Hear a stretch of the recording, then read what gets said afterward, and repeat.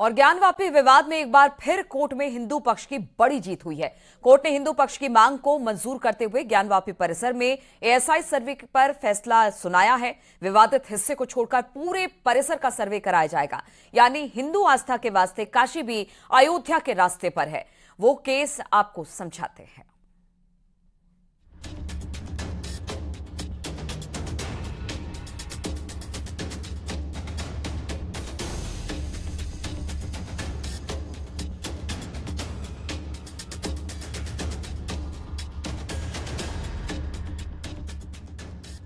क्या राम मंदिर की राह पर है ज्ञानवापी मामला? ये सवाल इसलिए क्योंकि अब ज्ञानवापी परिसर के एएसआई सर्वे के आदेश दे दिए गए हैं, बिल्कुल उसी तरह जिस तरह अयोध्या में राम जन्मभूमि परिसर में एएसआई सर्वे के आदेश दिए गए थे। ज्ञानवापी को लेकर हम आपको पूरा फैसला बताएं, उससे पहले ये जानना जरूरी है कि अयोध्या में क्या हुआ था। राम जन्मभूमि का मामला जब कोर्ट में चल रहा था, तब राम जन्मभूमि के एएसआई सर्वे के आदेश दिए गए थे। अयोध्या में भी एएसआई सर्वे हुआ था। सर्वे के दौरान मंदिर के सबूत मिले। धीरे धीरे हिंदू पक्ष का दावा मजबूत हुआ। अयोध्या में भी मलबे की जांच हुई थी। खुदाई में मंदिर के अवशेष मिले थे। प्रतीक चिन्ह कोर्ट में पेश किए गए। इन्हीं सभी साक्ष्यों के आधार पर सुप्रीम कोर्ट की बेंच ने राम मंदिर के पक्ष में फैसला सुनाया, यानी कोर्ट के फैसले में एएसआई सर्वे की रिपोर्ट सबसे बड़ा आधार बनी थी और अब ज्ञानवापी के एएसआई सर्वे के आदेश दे दिए गए हैं।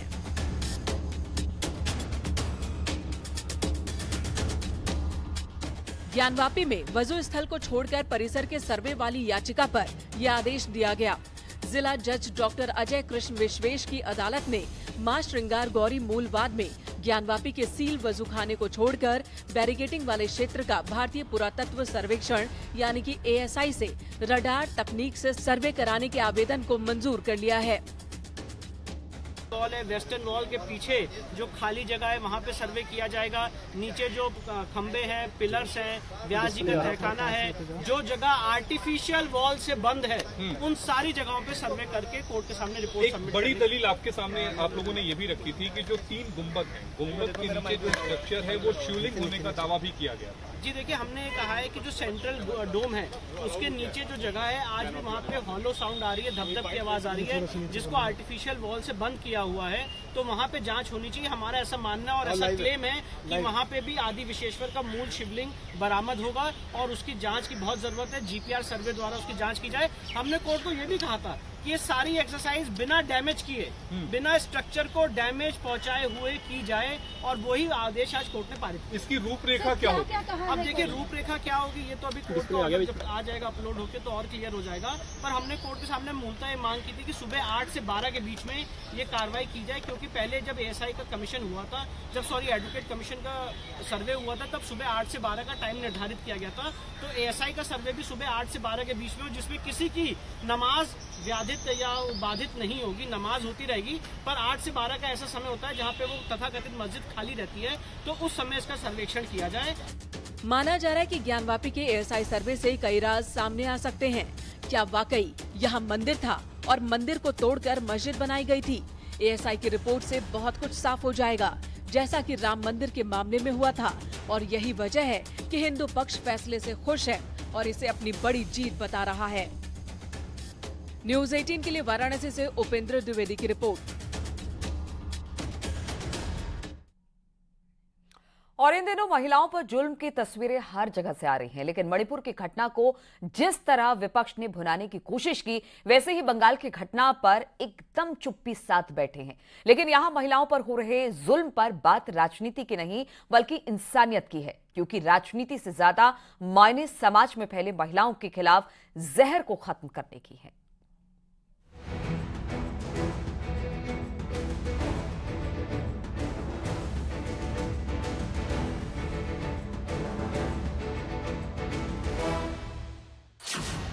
कहीं महिला का वध हो रहा है तो कहीं महिलाओं का चीर हरण, कहीं महिलाओं पर जुल्म हो रहे हैं तो कहीं बर्बरता। यह हकीकत उस समाज की है जहां बात तो होती है महिला सम्मान की, बात तो होती है महिलाओं के उत्थान की, लेकिन जब उसी पर जुल्मों सितम होते हैं तो जिम्मेदार लाचार हो जाते हैं, खामोशी छा जाती है और जब सन्नाटे का शोर सुनाई देता है तो तथाकथित जनप्रतिनिधि सियासत की सूली पर चढ़ा देते हैं। क्यों नहीं सरकार चर्चा करवा रही? तैयार है तो, क्योंकि जैसे ही चर्चा करवाएंगे भाजपा निर्मित हिंसा की कलई खुल जाएगी। वर्तमान में जो मणिपुर की जो स्थिति है और बीरेन सिंह जी के हाथ से बात हो चुकी है, तो हम तो चर्चा के लिए तैयार है। विपक्ष उसमें मुझे लगता है कि इसमें भी राजनीति कर रहा है। राजनीति करना इस विषय पे ठीक नहीं है। जो मणिपुर में हुआ, कुछ ऐसी ही तस्वीर बंगाल से आई। बंगाल में महिला के साथ हिंसा हुई, उसे नग्न कर घुमाने का आरोप भी लगा। ग्राम पंचायत की महिला प्रत्याशी ने तृणमूल कांग्रेस के कार्यकर्ताओं पर छेड़खानी और शारीरिक रूप से प्रताड़ित करने का आरोप लगाया। लेकिन मणिपुर की घटना पर सियासी संग्राम छेड़ने वाले सभ्य समाज के नेता पश्चिम बंगाल के मामले पर चुप्पी साध गए, क्योंकि यहाँ 26 दलों में शामिल टीएमसी की सरकार है। इतना ही नहीं, राजस्थान में भी महिलाओं पर जुल्म सितम जारी है। एनसीआरबी की रिपोर्ट के मुताबिक महिलाओं के खिलाफ हिंसा और अत्याचार में राजस्थान देश में नंबर 1 पर है। महिला अपराध में राजस्थान नंबर 1। साल 2020 में 5310 दुष्कर्म के मामले, साल 2021 में 6337 दुष्कर्म के केस, साल 2020 से 2022 तक 13,890 दुष्कर्म के केस दर्ज हुए। 11,307 दुष्कर्म की वारदात नाबालिग लड़कियों के साथ हुई। राजस्थान जिस हिसाब से जंगल राज हो चुका है, भ्रष्टाचार का अड्डा बन चुका है, कांग्रेस उसको भी डिस्कस करें, लेकिन भारतीय जनता पार्टी हर मुद्दे को, मणिपुर के मुद्दे को पार्लियामेंट में डिस्कस करने को तैयार है, राजस्थान के मुद्दे को डिस्कस करने के लिए तैयार है। वो डिस्कशन के लिए आए, लेकिन वो क्योंकि हाउस नहीं चलवाना देना चाहते हैं। हम पूरे देश में महिलाओं और बेटियों के प्रति जो हो रहे अत्याचार, उनसे हम दुखी हैं। लेकिन राजस्थान विगत 4.5 साल में 10,000 से भी ज्यादा केस बेटियों की सुरक्षा, महिलाओं की सुरक्षा, इसके बारे में राजस्थान की सरकार बिल्कुल अकर्मण्य हो चुकी है। यानी हर तरफ देश में महिलाओं के खिलाफ अपराध तेजी से बढ़ रहे हैं, लेकिन सियासतदानों को इसकी कोई चिंता नहीं। इंसानियत को झकझोरने वाली तस्वीर बाराबंकी से भी सामने आई, जहां रियाज नाम के शख्स ने अपनी सगी बहन का सिर धड़ से अलग कर दिया और सिर हाथ में लेकर गांव में तकरीबन 800 मीटर तक घूमता रहा, लेकिन किसी की हिम्मत न पड़ी इस क्रूर कातिल को रोकने की। खैर, जो नारी किसी की माँ है, किसी की बहन है, किसी की बेटी है, जब उसके खिलाफ अत्याचार होते हैं तो उसके हक में नहीं, बल्कि सियासी शोर तुम्हारे राज्य, तुम्हारे शहर और तुम्हारे जिले तक पहुंच जाती है। लेकिन महिलाओं की बात सिर्फ चुनावी मंच पर ही होती है। क्या मणिपुर, क्या राजस्थान, क्या बंगाल, महिला अत्याचार से कोई राज्य अछूता नहीं। अगर नजर छत्तीसगढ़ में हो रहे महिलाओं के खिलाफ अपराध पर डालें, तो छत्तीसगढ़ में महिला अपराध 10 महीने में 1716 बलात्कार की वारदात, 2022 में 60 से ज्यादा गैंग रेप की वारदात, 2021 में 1093 दुष्कर्म के केस दर्ज हुए। और रुकेंगे यहाँ पर छोटे से ब्रेक के लिए, बहुत जल्द लौटते हैं।